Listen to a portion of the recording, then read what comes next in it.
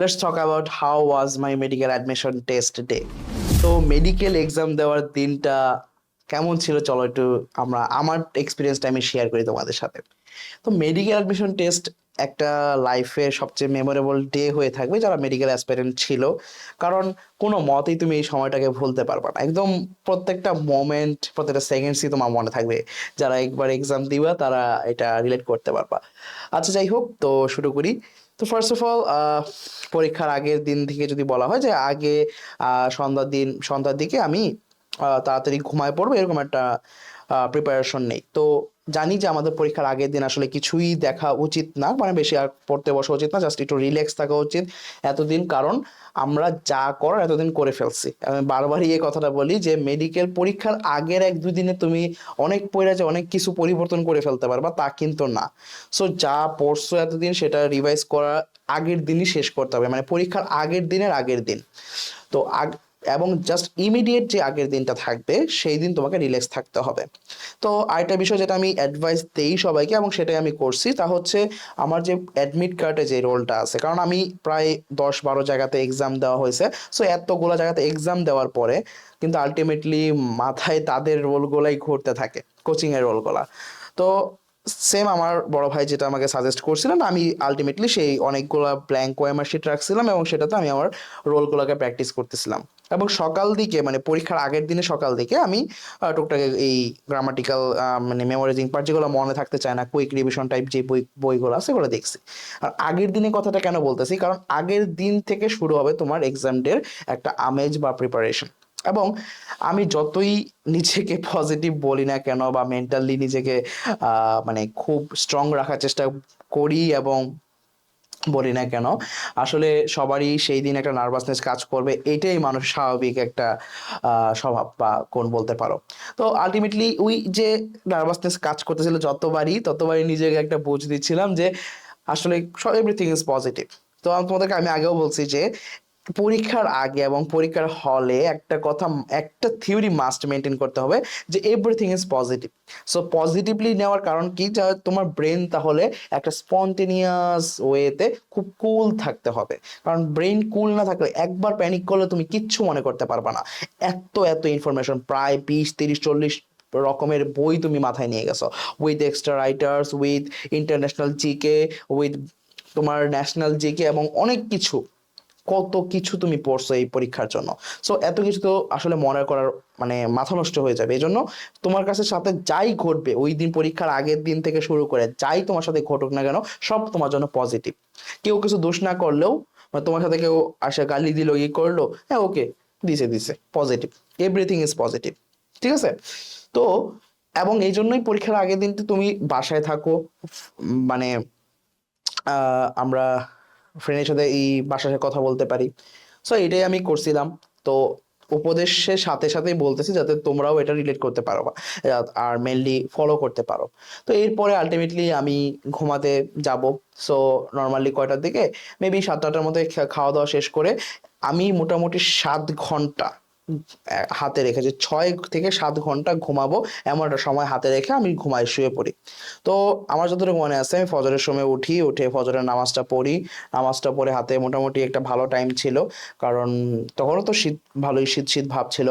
তো এরপরে ওঠার পরে গোসল টোসল করে করা হয়, এরপরে আবার ভারী কিছু খাওয়া যাবে না। তো এই জন্য আমি পরে হালকা একটু রুটি দিয়ে, হালকা গরুর মাংস দিয়ে হয়তো খাওয়া হয়েছিল যতটুকু মনে পড়ে। এরপরে জাস্ট একটু কুইক রিভিশন বইটা একবার দেখতেছিলাম, মানে জাস্ট এমনিতেই, জাস্ট একটু ব্রেনটাকে ওয়ার্ম আপ করার জন্য কুইক রিভিশন বইটা দেখার পরে, এরপরে যখন জানি যে পরীক্ষা শুরু হবে 10টায়, তো আমার পরীক্ষার সেন্টারটা মোটামুটি একটু দূরে ছিল। তো আমি ভাবছি যে এতটাও দূর না যে আমাকে আধা ঘন্টা 1 ঘন্টা আগে বেরোতে হবে। তো আমি আধা ঘন্টা, আমার যেহেতু 9টার মধ্যে পরীক্ষা হলে প্রবেশ করতে হবে, তাই আমি 8:30টার দিকে মানে বের হয়ে পড়লাম। তো আমি ভাবছি বের হবো, আমার বাসা থেকে আবার বাজার কাছে, সো বাজারের এখানে গেলেই তো রিক্সা পাওয়া যাবে মাস্ট। বাইর হয়ে দেখি পুরা রমরমা অবস্থা, চারিদিকে শুধু মেডিকেল অ্যাডমিশন ক্যান্ডিডেট। আমি তো হঠাৎ করে বলি, এত যে মেডিকেল অ্যাডমিশন ক্যান্ডিডেট ছিল আমার আশেপাশে বা আমার এলাকাতে, এইটা তো আমি জানতাম না। ওই পরীক্ষার দিনই আমি খোঁজ পাইলাম যে এত এত মেডিকেল ক্যান্ডিডেটস। কারণ এটা আমি জানতাম যে জীবনে মানে A+ পাইছে এরকম একজনও বাদ থাকে না। যে মেডিকেলের পরীক্ষাটা দেয় না। এটা আমি জানি না তাদের এটা কি মোটিভ কাজ করে যে জীবনে মেডিকেল এক্সাম দিছি এইটা বলার জন্য, নাকি জানি না কি ফ্যাসিনেশন। বাট আমি এতটুকু শুনছিলাম যে হ্যাঁ সবাই মেডিকেল এক্সামটা দেয়। তো মেডিকেল এক্সাম দিয়ে বের হইলাম, বের মানে পরীক্ষা হলে যাওয়ার জন্য। পর আলটিমেটলি দিকে কোনো রিক্সা পাই না। তো সামনে গেলাম, আগাইতে আসি, রিক্সা আর পাই না। তো আমার আম্মু খুব প্যানিক করতেছে। আমি বললাম কোনো ব্যাপার না, যা আছে সব আলহামদুলিল্লাহ, প্যারা নেই। সো আমি বুঝে বললাম পজিটিভিটি। এরপরে অনেক সামনে যায়া একটা রিক্সা পাইছি। রিক্সাটা স্টার্ট করবে এমন মোমেন্টেই আরেকটা ছেলে আমার মতোই ক্যান্ডিডেট, সে রিক্সাটা বলছে এই দাঁড়াও দাঁড়াও দাঁড়াও দাঁড়াও। তো গার্ডিয়ান সহ বলতেছে দাঁড়ানোর পরে তো বলছে একটু ওকে একটু নিয়ে যান। আমি বলছি হ্যাঁ অবশ্যই, ওঠো তুমি সামনে ওঠো। কিন্তু ও ওই যে কি মানে ওর গার্ডিয়ান কি নাকি বলতেছে, এইগুলো করতে গিয়ে ও টাইম ওয়েস্ট করতেছে। আমি বলছি দেখি এদিক দিয়ে আবার আমার আম্মু খুব চেতেছে। তো আমি বলছি যে ধুর এত চেতার কিছু নাই, আপনি যান আমরা নিয়ে যেতেছি, সমস্যা নেই। তো এরপরে এই যে এই জায়গাটাও আম্মু বলছে আমি প্যানিক হইতেছে না, তুমি প্যানিক করতেছো কেন? আমি বলছি তুমি চুপ করে বসো, সব পজিটিভ, কোনো প্যারা নাই। আস্তে ধীরে গেলাম, পরীক্ষা হলে নামলাম। নামার পরে আমার দুজন ফেভারিট ভাই ছিল, তাদেরকে কল দিব ভাবছিলাম। তো সবাই ব্যস্ত ছিল, পাইনি কাউকে। তারপরও পজিটিভলি নিয়ে আমি পরে ঢুকলাম পরীক্ষার হলে। পরীক্ষার হলে ঢুকে আরেক মজার এক্সপিরিয়েন্স, যে আমি যে হলে পরীক্ষা দিতে গেছিলাম, তো এখানে আমি আগে কখনো যাই নাই। তো আমি আগে একটা কথা বলছি যে আমি সবসময় প্রিকশনস নিয়ে ভাবতাম প্রচুর। মানে আমার আমি যে পরীক্ষাটা দেবো এটা যাতে একদম এমন পারফেক্ট হবে, যাতে বা পারফেক্ট হবে বলতে পরীক্ষাটা পারফেক্ট হবে কিনা সেটা তো আমার উপর থাকে না, কিন্তু আমার প্রিপারেশনটা যাতে 1000% পারফেক্ট থাকে। এই জন্য যে যে খারাপ ঘটনাগুলো ঘটতে পারে, লাইক আমার পরীক্ষার হলে ট্রাফিক জ্যাম থাকতে পারে, এই জন্য আমি আর্টিফিশিয়াল ট্রাফিক জ্যাম বানায় পরীক্ষা দিছি। আমি পরীক্ষার হলে একটা জায়গায় দুইটা ভুল দাগাইতে পারি, সেইটা ভুল দাগায় পরীক্ষা দিছি। কোনো কারণে আমি হইতে পারে হাফ এন আওয়ার আমার লস হয়ে গেছে, ইভেন হাফ এন আওয়ার অথবা 20 মিনিটসও আমি পরীক্ষা দিয়ে প্র্যাকটিস করছি। বাট একটা জিনিস আমার মাথায় আসছিল না যে বেঞ্চ নিয়ে একটা সমস্যা হইতে পারে। কিন্তু আমি যা দেখি যে আমার পরীক্ষা হলে কোনো বেঞ্চ নাই, বাট চেয়ার যেটা দিছে সেটা হচ্ছে মানে কিছু বলার নাই। মানে ওই 400-500 বছর আগে যে রাজা বাদশারা যে বিভিন্ন কয়েদিদের শাস্তি দিত, যে কাঠের চেয়ার গুলা, কাঠের আর লোহার চেয়ার গুলা, তেমন চেয়ার। ওয়ান সাইডের টেবিলে, মানে সবচেয়ে ওর্স্ট ভার্সন বলা যেতে পারে। তো এই চেয়ারে বসে আমি খালি তাকায় থাকলাম কতক্ষণ যে কিভাবে পরীক্ষা দিব। তাও যাই হোক আলটিমেটলি বসলাম পরীক্ষা। বসার পরে এখন সেই দিন আমি রিয়েলাইজ করছি যে পরীক্ষার 1 ঘন্টাই জীবনের টাফেস্ট মোমেন্ট না। টাফেস্ট মোমেন্ট হচ্ছে পরীক্ষার আগের 1 ঘন্টা, যখন তুমি সম্পূর্ণ একা বসে আছো। এইটা আমি এমন না যে আমি আমার কথা বলে মানে বলতেছি জাস্ট, খালি এটা আমার ওপিনিয়ন এবং এটা ভ্যারি করে, কিন্তু এটা সবার জন্য। সেই যে 1 ঘন্টা, এইটা তুমি তুমি পরীক্ষার যে 1 ঘন্টা থাকে, তুমি যেটাতে অলরেডি পরীক্ষায় পারফর্ম করতেছো, সেটা কিন্তু তুমি অলরেডি ফেমিলিয়ার, সেটার সাথে অলরেডি পরিচিত। কারণ কি তুমি হাজার জায়গাতে এক্সাম দিছো, সো এক্সামের আগে যে 1 ঘন্টা বসে থাকা লাগে, এটা কিন্তু তুমি কোনো কোচিংই করো না। সো ওই যে 1 ঘন্টা আগে তুমি একা সম্পূর্ণ বসে আছো, আশেপাশে সব ক্যান্ডিডেটসরা তোমার সবকিছু মনে পড়তেছে কিনা বা সবকিছু ভুলে যাইতেছে কিনা, ওই যে ওই মোমেন্টে তোমার প্যানিক না হওয়া, সেই জায়গাতে নিজেকে কন্ট্রোল করাটা হচ্ছে the toughest moment in your life. কারণ সেটা আমি পরীক্ষা হলে বের হয়ে এসে আমি সবাইকে অবজার্ভ করতেছিলাম, এবং আলটিমেটলি ফাইনালি যখন রেজাল্ট দিছে, আমার আশেপাশে যারা ওই 1 ঘন্টায় নিজেকে কন্ট্রোল করতে পারে নাই, কেউ চান্স পায় না এবং ধারের কাছেও যাইতে পারে নাই। কারণ আমাদের সময় কাটমার্ক হিউজ উপরে ছিল।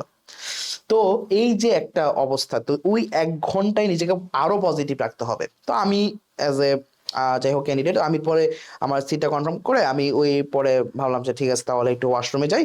তো বের হলাম, বের হওয়ার পরে আশেপাশে প্রচুর পরিচিত মানুষ, যেহেতু সবাই আমার নিজের শহর এবং মোটামুটি সবাই একটু চিনে, তো সেক্ষেত্রে সবার সাথে পরিচয়, অনেক পরিচিত মানুষের সাথে দেখা হলো। আরেকটা মজার মোমেন্টও ছিল, শেয়ার করে ফেলি। যে ওয়াশরুম থেকে আসার পরে একটা ছেলে আমাকে হট করে বলে, এই তুমি স্বপ্নিল না? তুমি, হ্যাঁ তোমার সাথে তো তোমাকে দেখছিলাম, হয়তো তুমি এই অমুক একটা পরীক্ষায় র্যাঙ্ক করছো। সো আমি ওই পরীক্ষায় র্যাঙ্ক করছি, এরকম একটা কথা বলছে। তো আলটিমেটলি ও ও এখন আমার মেডিকেল সলিমুল্লাহ মেডিকেলের ফ্রেন্ড। তো ওই দিন ওর সাথে পরিচয় এবং আমরা দুজনই একই মেডিকেলে, সো এই বিষয়টা খুব ভালো লাগার একটা মোমেন্ট ছিল। তো আলটিমেটলি আসছি, আমি নিজেকে যতই পজিটিভ রাখার চেষ্টা করি না তো তারপরও এত পজিটিভ মানুষ হওয়া সত্ত্বেও পরীক্ষার জাস্ট আধা ঘন্টা আগেও আমি 3বার ওয়াশরুমে গেছি। তাহলে অসাধারণ পজিটিভ ছিলাম, ঠিক আছে। তো এতটা পজিটিভলি নিজেকে মেনে করার পরেও এই অবস্থা। এবং এখন আসি মেইন সেই গেম অফ থর্নস, মানে মেইন যুদ্ধ, যেটা পরীক্ষার 1 ঘন্টা। তো আমার তো আগে থেকে লেয়ারিং মেথড এগুলা খুব গুছানো ছিল যে আমি কিভাবে পরীক্ষা দিব। আমার 3টা লেয়ারে যাবে, মানে ফার্স্ট 35 to 40 মিনিটসে আমি 75 to 80 মার্কস আমি দাগায় ফেলবো। তো এমন একটা মোটিভ আছে এবং সেই একটা প্রিপারেশন নিয়ে জাস্ট দেখলাম সবগুলা কোয়েশ্চেন দেওয়ার সাথে কোয়েশ্চেন সব ঠিক আছে কিনা, এইটা লিখলাম, রোলস দিলাম, দিলাম আল্লাহর নামে শুরু করে। এবং প্রথমেই কট, কি কট, প্রথম 25টার মধ্যে আমি দাগাইলাম মাত্র 8টা নাকি 10টা জানি। এইটার পরে তো আমি, মানে যে কেউ ওই জায়গাতে প্যানিক করার কথা, যাদের প্রিপারেশন অনেক হাই। কারণ তুমি জানো যে নর্মালি তুমি পরীক্ষা দিয়ে অভ্যস্ত যে প্রথম 25টার মধ্যে তুমি মিনিমাম 24টা এমনিতেই দাগাইতে পারো, সেই জায়গাতে আহ তোমার যখন তুমি 7টা দাগাইছো তখন মেইন এক্সামে তখন কেমন লাগার মত কথা।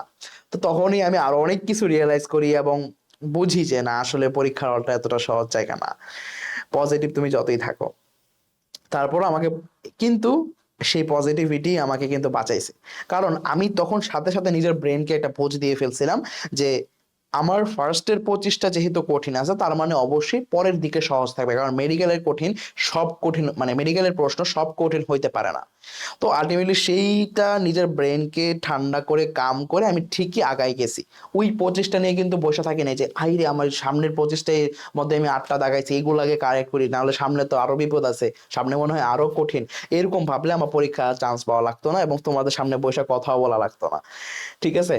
তো যাই হোক, সো আল্লাহর রহমতে আমি প্যানিক না করে আমি সামনের দিকে আগাইছি এবং সত্যি আমার সামনের গুলা সহজ ছিল এবং আমি শেষ করছি 38 মিনিটসে, আমি 100টা ওভারভিউ করে ফেলছি।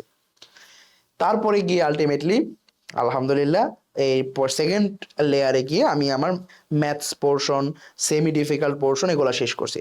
লাস্টে গিয়ে আমি বসছি যেগুলো আমার সবচেয়ে কঠিন এবং আমি পারতেছি না, এগুলোকে লেয়ার মেলানোর জন্য, লেয়ার না সরি প্যাটার্ন মেলানোর জন্য। লাইক একটা কোশ্চেন আমাদের ছিল যে টেকনাফ থেকে তেঁতুলিয়া যাওয়ার পথে কোনটা পড়ে। তো এইরকম একটা কোয়েশ্চেন আলটিমেটলি আমি কিন্তু, মজার বিষয় এটা আবারও শেয়ার করি, সেটা হচ্ছে যে এই কোয়েশ্চেনটা আমি কমন পাইছিলাম ইউটিউব শর্টস থেকে। তো আমি একটা মজার বিষয়, আমি মানে কোচিং ক্লাস করার সময় একটা কথা ভাইয়া বলছিল যে তাদের এক বড় ভাই বিসিএস একটা কোয়েশ্চেনের কয়েকটা কোয়েশ্চেন কমন পাইছে ফেসবুকের বিভিন্ন গ্রুপ থেকে। তো এইটা শোনার পরে থেকে আমি, যেহেতু আমাদের জিওগ্রাফিক্যাল অনেক কোয়েশ্চেন আসতে পারে এবার, যখন হুট করে যেহেতু ইন্টারন্যাশনাল অ্যাড করা হয়েছে, তো আমি পরে ওই জিওগ্রাফিক্যাল বিভিন্ন ইউটিউব শর্টসের চ্যানেল এগুলোকে সাবস্ক্রাইব করে রাখছিলাম এবং ওইগুলো দেখতাম এবং সেম টপিকটাই, সেম কোয়েশ্চেনটাই ওটার মধ্যে ছিল যে টেকনাফ থেকে তেতুলিয়া সে ম্যাপের উপর দিয়ে একে একে দেখাইছে যে কোন কোন জেলাতে যায়। তারপর সেই প্রশ্ন আমি কমন পাইছি এবং সেটা দাগাইতে দাগাইতে পারছিলাম। আবার 100 টাকার নোটে কার ছবি থাকে। সো এইটাও আমি ওই প্যাটার্ন মিলাইয়া আমার প্রিভিয়াস নলেজকে কাজে লাগাইয়া দিছিলাম। তো এরকম ভাবে এলিমিনেশন মেথড, বিভিন্ন ধরনের মেথড অ্যাপ্লাই করে তুমি লাস্ট কয়টা কোশ্চেন সলভ করবা। এবং এরকম 3-4টা কোশ্চেন থাকতেই পারে এবং থাকবেই যে যেটা তুমি জীবনে দেখো নাই। এবং সবচেয়ে ক্রুশাল কোয়েশ্চেন, সবচেয়ে বেশিবার আস্ক করা কোয়েশ্চেন, যেটাই বলো না কেন, সেটাই হচ্ছে যে ভাইয়া কয়টা দাগাবো, কোনটা স্কিপ করব। জাস্ট এটার একটা সহজ আনসার, এক লাইনই শেষ আনসারটা, সেটা হচ্ছে জীবনে যে কোয়েশ্চেন একবারও দেখো নাই এই কোয়েশ্চেনটা জাস্ট স্কিপ করবা আর বাকি সব কোয়েশ্চেন দাগাবা। এখন জীবনে এই কোয়েশ্চেন একটা মানে একবারও দেখো নাই, যার প্রিপারেশন আছে তার এমন কোয়েশ্চেনের সংখ্যা আসবে সর্বোচ্চ 3টা থেকে 4টা বা 5টা, ধরলাম সর্বোচ্চ 5টা, 5টার উপরে যাওয়া সম্ভবই না। আর জীবনও দেখো না এমন কোয়েশ্চেন যদি তোমার 15-20টার উপরে থাকে, তাহলে তো আসলে এখানে আর কোনো মন্তব্য করার সুযোগ নাই। তো এই হচ্ছে, আমি তখন এরকম কোয়েশ্চেন 4টা পাইছিলাম, আমি 96টা দাগায় আসছি। এবং আরেকটা বিষয় পরীক্ষার এরপরে বের হয়ে, যেহেতু আমার পরীক্ষা মানে একবারই মন মতো হয় নাই, আমি যেখানে কনফিডেন্ট থাকতে চাইছিলাম, আমার যেরকম কনফিডেন্স ছিল যে আমি পরীক্ষার আগ মুহূর্তে যে এক্সামগুলো দিয়েছিলাম আলহামদুলিল্লাহ সেটার মধ্যে আমার 92 আপ ছিল, 90, আমি অ্যাভারেজে 94 ছিল। তো 94 মার্কস যেখানে আমার অ্যাভারেজে আছে উইথ কনফিডেন্স, সেখানে আমি কনফিডেন্স দিয়ে বলতেই পারতেছি না আমার 80 আপ 80 আপ থাকবে কিনা। সো আমি খুবই মানে এটা খুব ফ্রাস্ট্রেটেড একটা মুখ নিয়ে বের হয়েছি, বাট এতটুকু ভরসা ছিল যে মহান আল্লাহ তাআলা ইনশাল্লাহ খারাপ কিছু করবে না, কারণ আমি আমার দিক থেকে 110% করছি। সো সেই ভরসা রেখে এগিয়ে যাওয়া। এবং আমি জীবনেও যে কাজটা করি নাই সেটা পরীক্ষার এই মেডিকেলের জন্য করি নাই, সেটা কি জানো, সেটা হচ্ছে বের হয়ে কোশ্চেন মিলানো। আমি আলটিমেটলি আর মিলানোর রুচিও পাই নাই এবং মিলাইও নাই। ঠিক আছে, আমি বলছি হয়তো খুব ভালো কিছু হবে, হয়তো খারাপ কিছু হবে, আলটিমেটলি আর পরে মিলানোই হয় নাই। তো মিলাই নাই ঠিকই, আলটিমেটলি রেজাল্টের দিন বাইরে ছিলাম। এরপরে এসে হঠাৎ করে আসি, সবাই থমথমা পরিবেশ, রেজাল্ট চেক করার মোমেন্টটা মাইন্ড ব্লোয়িং একটা মোমেন্ট। ঠিক আছে, যাই হোক আস্তে ধীরে নিজের রোলটা অ্যাপ্লাই, এর মাঝখানে শুনে ফেলছি আমার এই ফ্রেন্ড ওই ফ্রেন্ড আমাদের বিভিন্ন ময়মনসিংহ মেডিকেল, এই মেডিকেল সেই মেডিকেলে চান্স পেয়ে গেছে। আমার কি হয়েছে আল্লাহ জানে, জাস্ট রোলটা দিলাম, দেখলাম আমি জাস্ট খালি দেখছি মেডিকেল আসছে প্রথমে। এটা দেখে আম্মু আমাকে আম্মু কান্না কান্না চোখ করে বলছে কি হয়েছে, তো আমি বললাম হ্যাঁ মেডিকেল আসছে। শেষ, কান্নার বন্যা বয়ে গেল। সেই দিনে আমি ফার্স্ট খুশির কান্না সর্বোচ্চ কেমন হইতে পারে সেটা রিয়েলাইজ করছি। তো আলটিমেটলি পরে দেখলাম যে র্যাঙ্ক আলহামদুলিল্লাহ ভালো, মার্কও অনেক ভালো, 80-র উপরে। তো যখন দেখলাম ঢাকার ভেতরেই, মানে র্যাঙ্ক দেখে আমি বুঝছি যে এটা ঢাকার ভেতরে, কারণ আমাদের বার অ্যালটেড কলেজের নাম ছিল না, কোড ছিল। পরে চেক করে দেখলাম হ্যাঁ আলহামদুলিল্লাহ ঢাকার ভেতরে। সো যাই হোক এই ছিল all over the moment. So তোমাদের সাথে সম্পূর্ণ গল্পটাই শেয়ার করা হলো, এবং এর চেয়ে সুন্দর হোক তোমার চান্স পাওয়ার দিনটা। Best of luck.